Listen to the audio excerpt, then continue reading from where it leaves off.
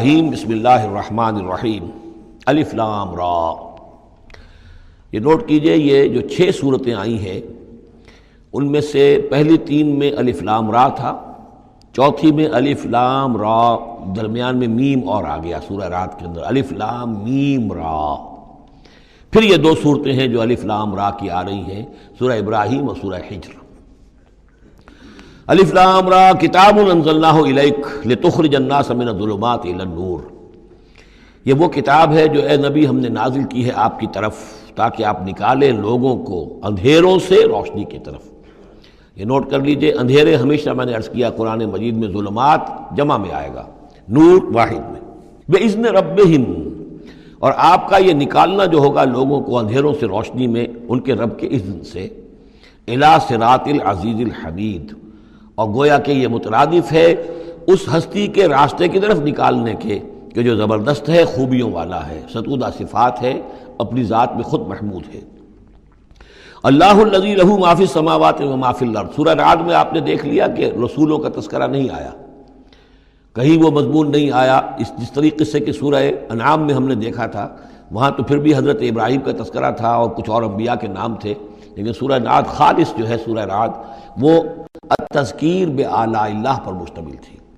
اس میں آپ دیکھیں گے ذرا مختلف انداز میں رسولوں کو تذکرہ ہوگا لیکن جمع کے صیغے میں، اور پھر حضرت ابراہیم کا ذکر بھی ہوگا، اسی لیے سورت کا نام بھی سورہ ابراہیم ہے۔ الف لام را کتاب انزلناہ الیک لتخرج الناس من الظلمات الی النور بإذن ربہم الی صراط العزیز الحمید۔ اللہ الذی، اس اللہ کے راستے کی طرف نکالنا، الذی لہ ما فی السماوات و ما فی الارض، جس کے لیے ہے، جس کی ملکیت ہے ہر وہ شے جو آسمانوں میں ہے اور ہر وہ شے جو زمین میں ہے۔ وویل للکافرین من عذاب شدید، اور بڑی تباہی اور بربادی ہے اور مصیبت ہے کافروں کے لیے بڑے عذاب سے۔ الذین یستحبون الحیاۃ الدنیا علی الآخرہ، وہ لوگ جو پسند کرتے ہیں دنیا کی زندگی کو آخرت کے مقابلے میں۔ اب یہ ذرا سول سرچنگ موقع ہے، ہر شخص ذرا اپنے گریبان میں جھانکے، کہیں یہ الفاظ ہم پر تو منطبق نہیں ہو رہے۔ ہماری ایلوکیشن کیا ہے، وقت کی، صلاحیت کی، قوت کی، اصل ایمبیشنز کیا ہیں، ترقی کہاں کرنی ہے، کس چیز کے حصول کے لیے دن رات ایک ہے، بھاگ دوڑ ہے، خون پسینہ ایک ہے، کس لیے؟ آخرت یا دنیا؟ الذین یستحبون الحیاۃ الدنیا علی الآخرہ، وہ لوگ کہ جنہوں نے پسند کر لی ہے دنیا کی زندگی آخرت کے مقابلے میں۔ ویصدون عن سبیل اللہ، اور وہ روکتے ہیں اللہ کے راستے سے، آج بھی روکتے ہیں۔ کوئی نوجوان ہے وہ زندگی کا رخ بدلنا چاہتا ہے، اس کے والدین کہیں کہ تمہاری مت ماری گئی، دماغ خراب ہوا تمہارا، تم اپنے کیریئر کی فکر کرو، تم اپنے مستقبل کی فکر کرو، تم پروفیشن کی فکر کرو، تمہیں یہ کیا دماغ میں فطور آ گیا ہے، کس کام میں لگ گئے؟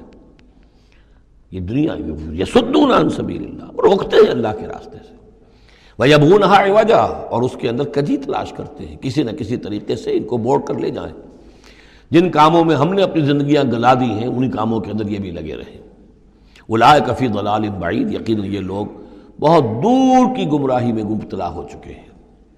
وما ارسلنا بالرسول الا بلسان قومہ لیبین لہم، اور ہم نے نہیں بھیجا کسی رسول کو مگر یہ کہ اس کی قوم کی زبان ہی میں، یعنی اس کے پاس جو وحی آئی وہ اس کی قوم کی زبان میں آئی۔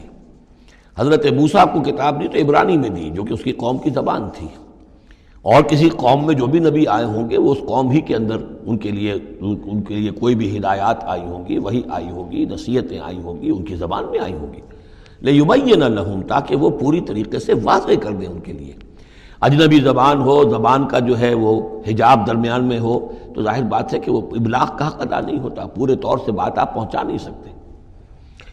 فَيُضِلُّ اللَّهُ مَن يَشَاءُ، تو اللہ تعالیٰ پھر گمراہ کرتا ہے جس کو چاہتا ہے، وَيَهْدِي مَن يَشَاءُ، اور ہدایت دیتا ہے جس کو چاہتا ہے۔ اور اس میں یشاء جو ہے دونوں جگہ یہ گویا کہ اللہ تعالیٰ کی طرف بھی آ جائے گا، اللہ گمراہ کرتا ہے جو چاہتا ہے گمراہی حاصل کرنا، اور اللہ ہدایت دیتا ہے اسے جو چاہتا ہے ہدایت حاصل کرنا۔ وَهُوَ الْعَزِيزُ الْحَكِيمُ، اور وہ زبردست ہے کمال حکمت والا۔ وَلَقَدْ أَرْسَلْنَا مُوسَىٰ بِآيَاتِنَا أَنْ أَخْرِجْ قَوْمَكَ مِنَ الظُّلُمَاتِ إِلَى النُّورِ، اور اسی طرح ہم نے بھیجا تھا موسیٰ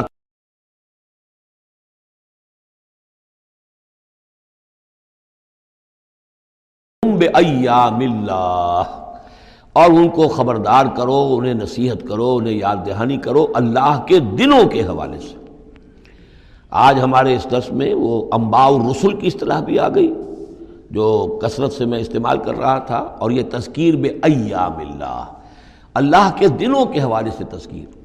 یہ شاہ ولی اللہ دہلوی رحمۃ اللہ علیہ نے الفوض الکبیر میں قرآن مجید کے مضامین کی تقسیم کی ہے، تو ان میں سے مثلا ایک مضمون یہ ہے التذکیر بآلاء اللہ، اللہ کی نعمتوں اور قدرتوں کے حوالے سے، اس کی نشانیوں کے حوالے سے یاد دہانی۔ ایک التذکیر بأیام اللہ، اللہ کے دنوں کے حوالے سے، خاص وہ دن جن میں اللہ تعالیٰ کی طرف سے بڑے بڑے فیصلے جو ہیں وہ صادر ہوئے اور نافذ ہوئے۔ ان فی ذلک لآیات لکل صبار شکور، یقیناً اس میں نشانیاں ہیں ہر اس انسان کے لیے جو بہت صبر کرنے والا ہو اور بہت شکر کرنے والا ہو۔ صبار اور شکور یہ دونوں جو ہے کمپلیمنٹری ہیں۔ کوئی تکلیف آئے، ناگوار صورتحال ہو تو صبر کرے، کوئی نعمت ہے، خوشحالی ہے، فراوانی ہے، آسان ہے، آرام ہے تو پھر اس پر شکر کرے۔ تو صبر و شکر اور شکر و صبر یہ دونوں جو ہے کمپلیمنٹری ہیں، اور یہ بندہ مومن کے لیے یہ ان دونوں میں سے کوئی نہ کوئی کیفیت اس کی ہر وقت ہونی چاہیے۔ لیکن دونوں میں مبالغے کا صیغہ آیا، صبار اور شکور۔ شکور بھی مبالغے کا صیغہ ہے، مفعول کے وزن پر۔ وَإِذْ قَالَ مُوسَىٰ لِقَوْمِهِ اذْكُرُوا نِعْمَتَ اللَّهِ عَلَيْكُمْ إِذْ أَنْجَاكُم مِّنْ آلِ فِرْعَوْنَ، اور یاد کرو جب کہ کہا تھا موسیٰ نے اپنی قوم سے، یاد کرو اس نعمت کو جو اللہ کی ہوئی تم پر، جب کہ اس نے تمہیں نجات دی آل فرعون سے۔ یسومونکم سوء العذاب، وہ تمہیں مبتلا کر کیے ہوئے تھے بدترین عذاب میں۔ وَيُذَبِّحُونَ أَبْنَاءَكُمْ، اور تمہارے بیٹوں کو قتل کر ڈالتے تھے، ذبح کر ڈالتے تھے۔ وَيَسْتَحْيُونَ نِسَاءَكُمْ، اور تمہاری بیٹیوں کو، عورتوں کو زندہ رکھتے تھے۔ وَفِي ذَلِكُمْ بَلَاءٌ مِّن رَّبِّكُمْ عَظِيمٌ، اور یقیناً اس میں تمہارے رب کی طرف سے تمہارے لیے بہت بڑی آزمائش تھی۔